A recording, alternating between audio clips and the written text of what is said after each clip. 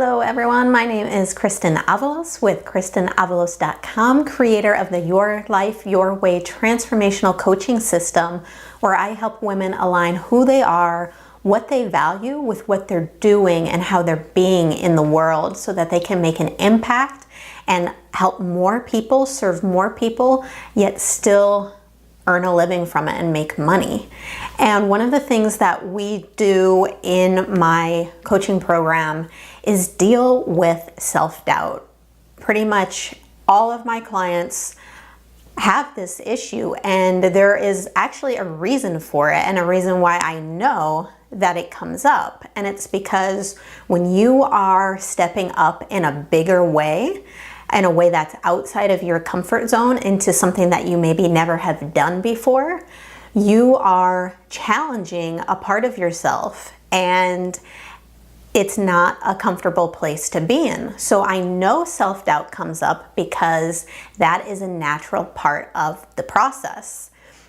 And it's really difficult to make progress and to move forward and to take the action steps that you need to take when you are constantly second guessing yourself. And I've talked about fear a little bit in some of the past videos that I've done, and fear, of course, is there for us because ultimately it's there to keep us safe. And it's wired into our systems in a very reptilian part of our brain to keep us from actually being killed or being hit by a car. Now it's evolved, or we've evolved, and this part of our brain necessarily hasn't evolved. So it works to keep us safe from taking risks that actually could be beneficial to us.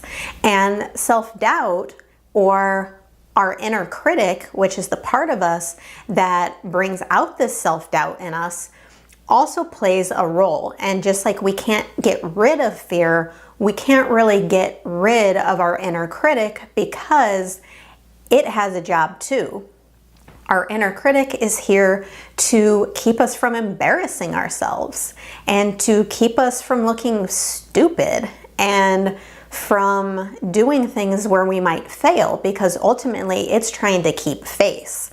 And that's why it is a protective role to have, and we do need it. So I like to think of these as parts of our team where you don't want to banish it, where you don't want to make it seem like you're not listening to it, because you want it to be at your table. You want to let it know that, okay, I understand that you're here, but, and then you can be able to move on with it. And so a technique that I like to use with my clients is one that I learned at a women's leadership conference. And we were talking about negative people and how it's really hard to keep a negative conversation when you do this one thing. And the thing that you do is say yes and. And so just like you can use this with actual negative people in your life, you can also do this with your inner critic, that inner voice that's saying, you look so stupid when you tried to do that, or I can't believe you said that.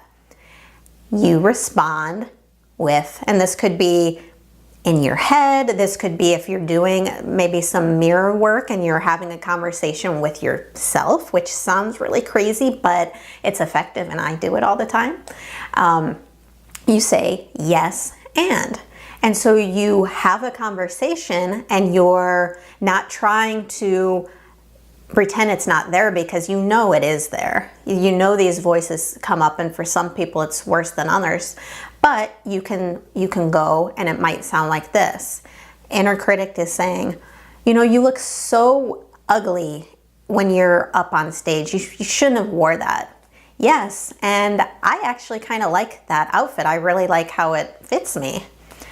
But people will think that you're so outdated up there. Yeah, and I at least went up there and did that, so that's a step in the right direction. Yeah, but you sounded so stupid up there. Your voice sounds so high-pitched. No one wants to hear you. Yeah, but I seemed to get a really positive response from the audience, and I kind of felt like I was doing the right thing. Yeah, but no one wants to hear what you have to say anyways. Yeah, but I really have a desire to speak about this topic that I'm really passionate about.